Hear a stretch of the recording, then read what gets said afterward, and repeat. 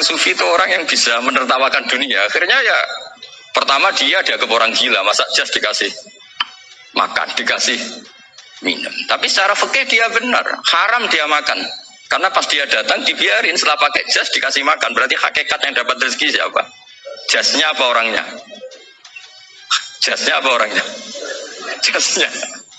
Jadi itu orang-orang sufi, kearifan orang-orang dulu itu bisa ngelola hal-hal yang keseharian menjadi luar biasa. Ada seorang wali melihat istrinya makan satu piring, anaknya makan satu piring, ditanya, kalian kenyang? Wah, kenyang sekali. Melihat anaknya minum kopi satu cingkir, senang. Kalian senang-senang sekali. Wah, kalau senang dengan hal-hal yang murah bisa, ngapain harus senang dengan hal-hal yang mewah? Bodoh sekali saya. Sehingga terus mereka bisa qanaah. Qanaah itu ya hidup itu simpel, sederhana. Jadi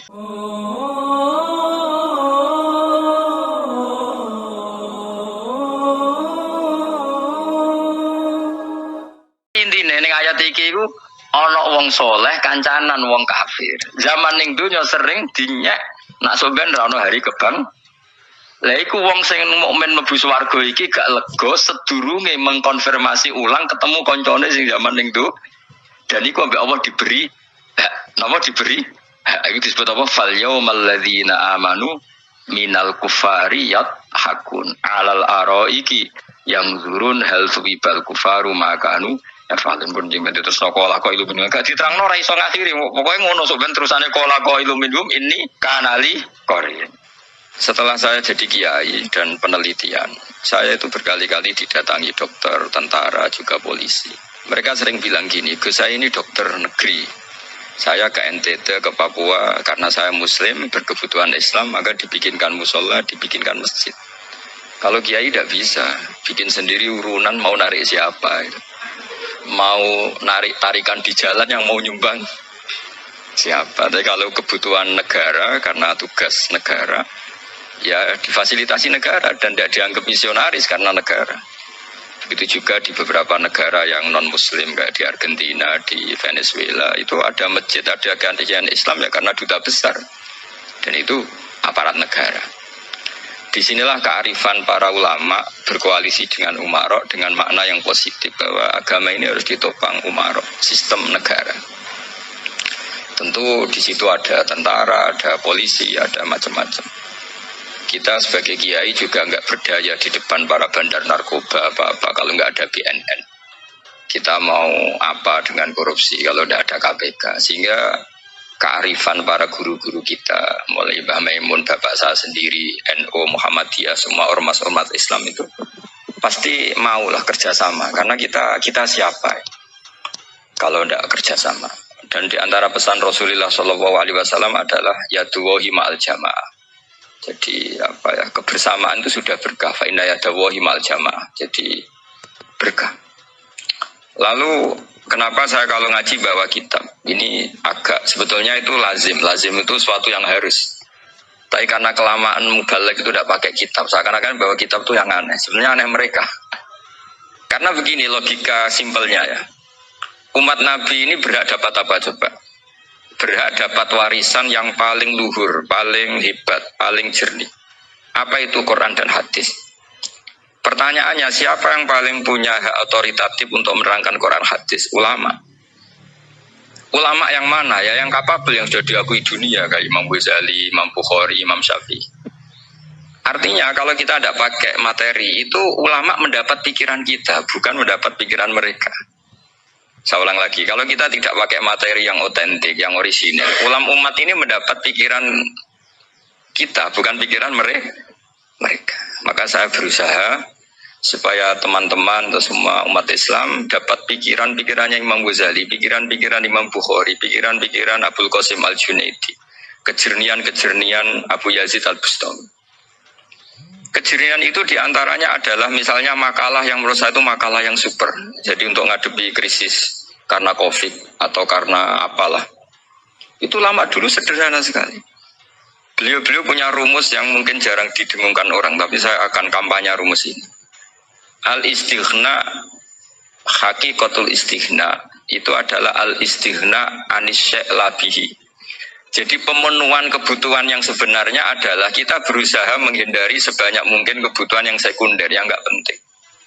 Bukan memenuhi semua yang kita inginkan. Jadi misalnya begini ya, kalau kita lapar, itu keinginan kita itu makan enak apa asal makan? Tentu jawabannya asal makan yang sehat. Tapi kalau nuruti nafsu kita, makannya yang enak, teman makannya enak. Terus di warung yang favorit. Ini kan satu kebodohan. Kenapa untuk makan saja butuh definisi sekian banyak? Yang kita harus kecewa, warung favoritnya bisa sudah tutup. Atau kita ke sana harus macet. Ribet. Yang benar-benar arif dan bijaksana itu adalah al-istighna anisya. Sesuatu yang tidak mendesak itu jangan jadikan kebutuhan. Sehingga kalau kita puasa misalnya, semua makanan itu enak karena kita sangat lapar. Sehingga Abul Qasim Al-Junaidi ketika ditanya, ma'idamu to'am, lauk makanan itu apa? Jawabannya lucu, alju, lapar. Kalau kamu lapar ya semuanya enak. Ini sudah mulai hilang. Kita bilang makan enak itu ya sate, ya gulai, ya pizza yang kita senang. Akhirnya apa? Untuk nikmati nikmatnya Allah itu kita jadi ribet. Apalagi yang orang-orang fasik harus ditemani perempuan yang tidak halal misalnya, atau harus ada ajudan, ribet. Nah pertanyaannya, orang yang ribet sama yang nggak ribet itu pinter mana? Pinter yang nggak ribet. Nah ini kearifan-kearifan yang mulai hilang.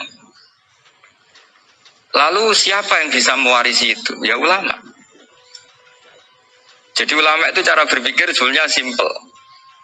Makanya mereka sering kalau tahajud itu, di antara makalah Sayyidina Ali paling terkenal dan yang menjadikan beliau punya derajat yang luar biasa itu adalah kafani izzan antakuna li robban wa kafani fakhran an akuna laka abdan.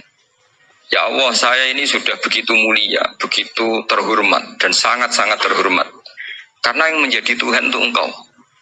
Jadi rumus pertama itu karena menjadi Tuhan itu Engkau. Hanya Tuhan yang abadi, Tuhan yang pertama, hanya Tuhan yang al-awwal. Coba ya Allah, kalau saya ini punya Tuhan Fir'aun, punya Tuhan mati jadi tontonan lagi, itu kerennya di mana coba? Andaikan kita punya Tuhan Fir'aun.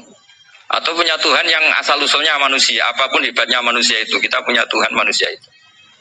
Tuhan yang lapar, yang kalau nggak makan mungkin pingsan, mungkin bisa kena COVID, nanti Tuhannya diisolasi, kayak apa? Makanya ketika Tuhan Allah menyindir ketuhanan selain Allah itu, Allah hanya menyindir dengan kalimat sederhana, karena yakulanit to'am, yang kamu tuhankan itu masih makan. Artinya kalau nggak makan ya lemes. Jadi lama-lama ada orang gini, alhamdulillah tadi Tuhan mampir ke saya, kelihatannya lapar, setelah tak kasih makan sehat lagi. Susah nggak punya Tuhan yang seperti itu. Beda dengan Tuhan kita.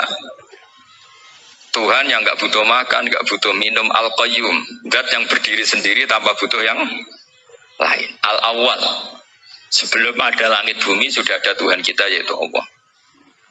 Bandingkan dengan Tuhan-Tuhan yang dipertuhan yang lain, yang adanya setelah bumi, misalnya Fir'aun dan sebagainya. Sehingga Sayyidina Ali pertama jadi kebanggaan apa? Kafani izzan antakuna li robban. Saya ini keren betul, karena punya Tuhan yaitu Engkau. Tuhan yang lahul asma'ul husna, Tuhan yang semuanya punya kebaikan, punya keabadian, punya keagungan. Terus wa kafani fakhron an akuna laka abdan, dan saya bangga sekali karena saya menjadi hambamu. Kalau saya jadi hambanya Pak Rektor ribet kan, sudah tak hormati ternyata nanti tidak rektor, ya kan ribet kan. Terus pokoknya ribet, jadi budaknya manusia itu ribet. Makanya ada seorang wali datang ke temannya yang jadi presiden atau jadi raja. Datang ke situ karena tidak punya uang, mau minta uang karena temannya raja. Setelah sampai sana ternyata temannya ini karena orang soleh pas berdoa, ya Allah saya minta ini, minta ini, minta ini. Terus si wali tadi pulang. Tanya, kenapa kamu pulang? Ternyata dia sama, masih minta-minta kayak saya. Jadi sederhana deh. Sama-sama minta kamu, minta zat yang kamu mintain katanya. Jadi dulu itu orang itu sebegitu dekat dengan Allah. Sehingga si raja ini terus ketemu wali tadi tanya, kenapa kamu menyepelekan saya, padahal sekarang saya raja. Terus ditanya sama wali tadi, karena temannya, kalau kamu di padang pasir tidak bisa minum, dan harus minum 1 gelas, Dengan ongkos kamu harus mengasihkan semua kerajaan kamu demi minuman itu. Pilih mana, minuman apa tetap jadi raja? Ya saya milih bisa minum. Saya tidak raja tetap hidup, tapi kalau nggak minum mati. Bagaimana Anda bangga dengan satu kerajaan sing la yusawi kak samain, yang tidak sama dengan segelas air. Jadi artinya terus mereka melihat jadi raja itu ya biasa, jadi presiden biasa, jadi rektor biasa, karena mereka biasa berlogika. Hakikatul izzah itu ya taqarrub ila Allah, yang benar-benar terhormat itu ya dekat dengan Allah. Begitu seterusnya mereka bikin paradok-paradok yang aneh, tapi itu menjadi pelajaran. Bapak saya Ki Nur Salim itu senang baca anekdot Nasiruddin Koja. Itu kalau bikin orang-orang aneh, itu dia datang ke satu pesta, pakai baju lusuh, pakai sarung lucu atau celana lusuh, sama Sohibul Bait yang punya acara dibiarin. Setelah dibiarin dia pulang pakai jas, pakai dasi, pokoknya keren. Dihormatin, pakai alpat, pokoknya dihormatin. Silakan. Pas dia disuruh minum, minumannya itu disokkan saja ke sakunya. Jas, kamu harus minum yang baik, karena kamu yang dihormati, bukan saya. Terus makanannya semuanya diletakkan di saku, ada nggak apa? Ayo kamu makan yang banyak. Alpatnya juga itu dikasih sate apa? Ayo kamu makan yang banyak. Mereka tidak melihat saya, melihat kamu. Akhirnya orang satu pesta itu istighfar semua, berarti kita ini salah. Terus dia pidato, kenapa kamu uang gitu? Tadi saya datang, orangnya sama. Gara-gara beda pakaian, penghormatannya beda. Berarti yang berhak dapat makanan ini jasa ya, bukan saya. Betapa naifnya kita sebagai orang. Ternyata kita masih hormat sesuatu yang seperti itu, yang atribut lah.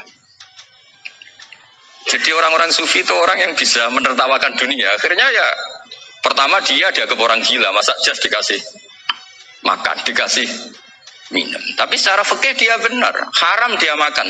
Karena pas dia datang dibiarin, setelah pakai jas dikasih makan. Berarti hakikat yang dapat rezeki siapa? Jasnya apa orangnya? Jasnya apa orangnya? Jasnya.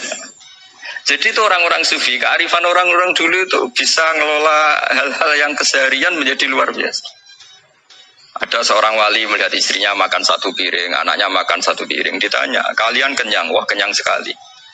Melihat anaknya minum kopi satu cingkir, seneng. Kalian seneng-seneng sekali. Wah, kalau seneng dengan hal-hal yang murah bisa, ngapain harus seneng dengan hal-hal yang mewah? Bodoh sekali saya. Sehingga terus mereka bisa qanaah. Qanaah itu ya hidup itu simpel, sederhana.